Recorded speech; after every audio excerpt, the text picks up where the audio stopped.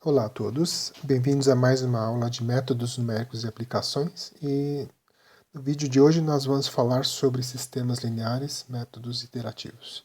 Nós vamos aplicar o método de Gauss-Seidel, vamos estimar o erro no método de Gauss-Seidel e também vamos resolver outros exercícios sobre métodos iterativos.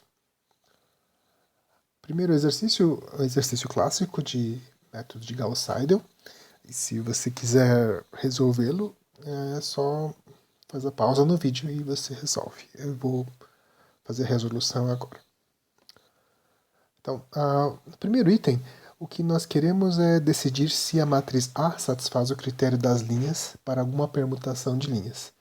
Lembra aqui que o critério das linhas significa que a diagonal da matriz é dominante. Então, se você quiser que a matriz satisfaça o critério das linhas, é melhor que o elemento que está na diagonal principal, em módulo, seja maior do que a soma dos módulos dos demais elementos na linha. Então, se você, digamos, tentar posicionar a primeira linha, a linha número 4 da matriz A, essa última linha que aparece aqui, ela é um candidato para a primeira linha. Repara que o 9 é mais do que a soma 3 mais 2 mais 3.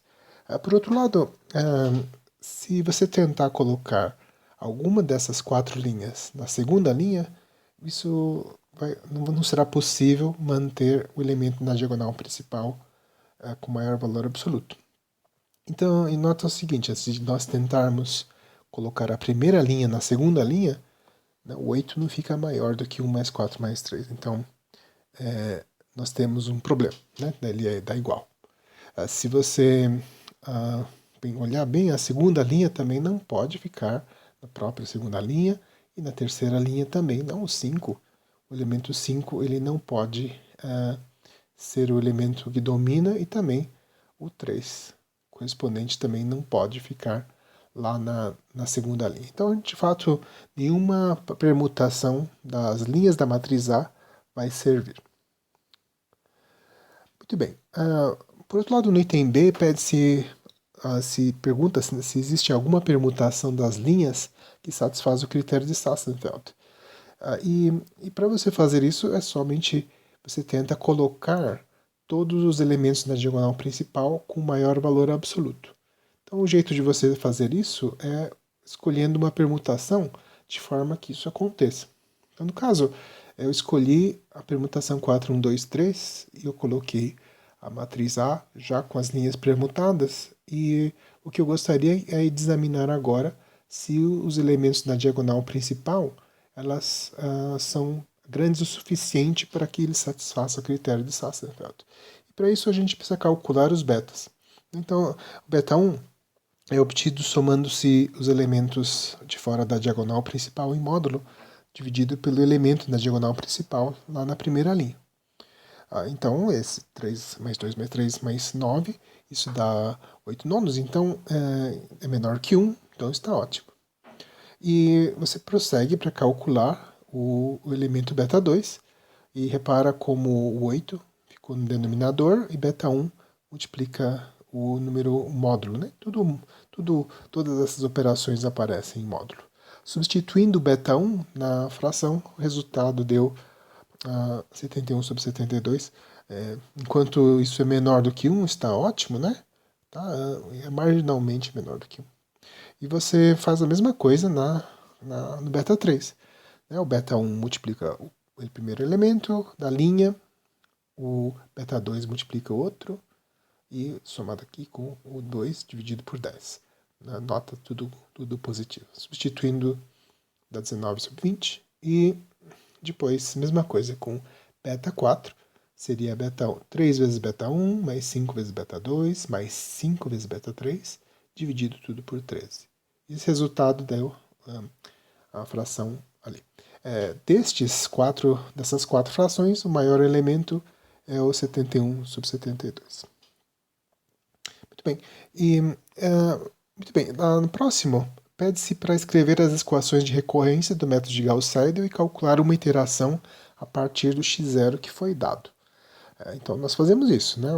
Para você fazer isso, lembra que para a montagem do do método de Gauss-Seidel consiste em isolar cada variável na sua respectiva equação. Então, para você escrever a primeira equação, a gente isola o x1 na primeira equação. Então, ficou assim, né? Isolando o x1 na primeira equação, aparece menos 3, mais 3x2, menos 2x3, menos 3x4 sobre menos 9. E os índices que aparecem aqui são colocados porque no momento em que você calcula x1k mais 1, x2, x3 e x4 são o x2, x3 e x4 da iteração anterior. Quando você faz o mesmo ao isolar x2, você nota que x1 já foi calculado, então esse x1k mais 1 é o que acabou de ser calculado e colocado no cálculo do x2k mais 1. E aí aparece x3k e x4k, ele está ali da iteração anterior. Você repete, né? Substitui agora o isola, agora x3 na terceira equação, e desta vez o x1 e o x2 já foram calculados e o x4 ainda não, e o atualizado. E aí o x4k mais 1 atualiza o x4 usando o x1, x2 e x3 que já foram atualizados. Muito bem, e uma vez colocado isso, nós pegamos e calculamos qual que é o x1, qual que seria a próxima iteração. Então você substitui, para calcular o x1k mais 1, você substitui o x2, x3 e x4 na expressão correspondente aqui em cima, e o resultado deu este, né? E para calcular o elemento x2, você utiliza o x1 que você acabou de calcular com o x3 e o x4 antigos aqui na expressão para o x2. Fazendo isso, e ao fazer o x3, mesma coisa, você usa o x1 e x2 que você acabou de calcular com o x4 para atualizar o valor de x3 assim. E por último, o cálculo para atualizar o valor de x4, você usa o x1, x2 e x3 que já foram calculados. Muito bem. Então, essa aqui é uma iteração. No item D, pede-se para calcular, estimar, né, o número de iterações necessárias para que o erro fique menor que 10 a menos 2. E aqui em cima já tem a tabela que foi copiada, só para a gente poder usar como referência. Então, o que nós vamos usar para fazer a estimativa é que nós podemos usar que o erro cometido no passo K ele é menor ou igual a m sobre 1 menos m vezes a norma xk mais 1 menos xk menos 1. Essa norma infinito corresponde ao máximo dos módulos das diferenças entre as duas iterações ou dos dois vetores correspondentes. Isso aqui é um pouco inconveniente porque nesse momento nós só calculamos o x1 a partir de x0, então nós vamos fazer o seguinte, nós vamos vamos trocar esse k menos 1 por 1 e por 0, né? Vamos usar k aí, trocamos e vamos ganhar fatores m após cada operação aritmética.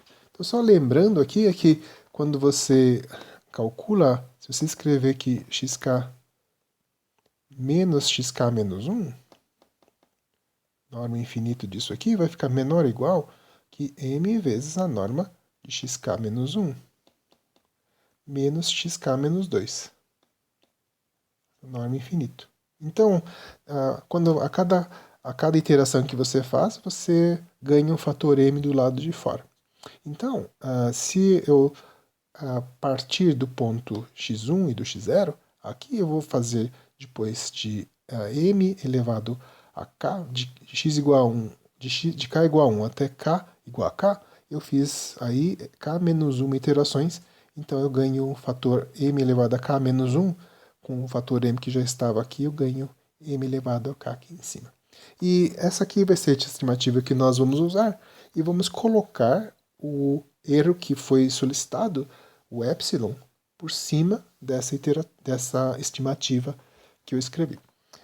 Agora é somente uma questão de substituir o valor de m e calcular quanto que seria o erro cometido, né, a diferença entre duas iterações consecutivas, que no caso seria a maior diferença possível. Se você observar bem, a maior diferença possível ocorre aqui, né, a maior variação ocorre no x3. E é isso que nós vamos fazer. Nós usamos o m, né, que nós já calculamos, e calculamos o máximo módulo das diferenças entre as várias coordenadas. A maior delas será essa daqui, que deu assim. E vamos substituir na expressão correspondente aqui, com m e com esse 4.011, que vai servir para ser colocado aqui. Então, o que a gente tem é que a distância, né, entre xk e x barra será menor ou igual que m elevado a k, então 71 sobre 72 elevado a k, sobre 1 menos m, vezes a distância entre a iteração 0 e a iteração número 1. Eu coloco o epsilon igual a 10 a menos 2 aqui em cima, e nós só temos que resolver a equação exponencial usando aí logaritmos, né? Então você acha que o valor de k vai dar maior ou igual que 734,36, e a gente arredonda isso aí para k inteiro. São 735 iterações. É um número grande de iterações porque o fator m, apesar de ser menor do que 1, ele é razoavelmente próximo de 1.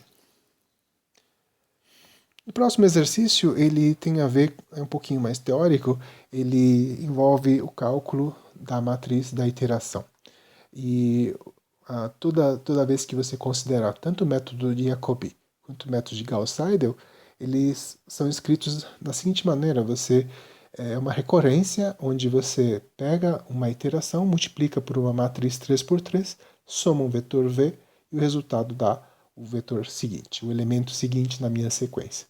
Isso é verdade tanto no método de Jacobi quanto no método de Gauss-Seidel, mas claro que os vetores G e V que estão escritos aqui no item A e no item B são diferentes. Então eu peguei aqui um exemplo. Essa matriz A foi dada, e aqui seria o termo independente B, e nós vamos resolver o item A e o item B separadamente. Nós vamos começar a fazer a resolução daqui a pouco, e é só você fazer uma pausa se você quiser tentar fazer você mesmo primeiro.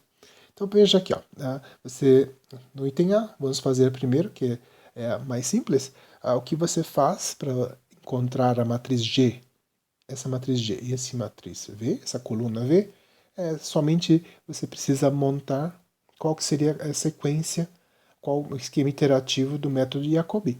Então você isola x1 na primeira equação, então você vê que ficou 1 menos 1 vezes x2, né? x1 é 1 menos x2 dividido por 10, né? Esse 10 está aqui.